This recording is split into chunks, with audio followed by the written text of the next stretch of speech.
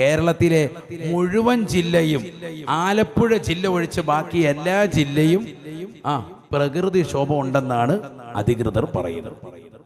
ഒക്കെ പ്രകൃതി ദുരന്തത്തിന്റെ വക്താക്കളാണ്. നമ്മൾ മലപ്പുറം ജില്ലക്കാർ, കോട്ടയം ജില്ലയാണ് ഞാൻ. ആദ്യം പോവും. അള്ളാഹു നമ്മളെ സാലികൾ ചേർക്കട്ടെ.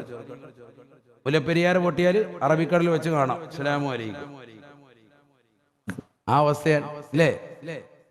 അത് പൊട്ടണ്ട, അല്ലാതെ തന്നെ തീരുമല്ലോ. അള്ളാഹു നമുക്കൊക്കെ ഈമാൻ സലാമത്താക്കുമാറാവട്ടെ.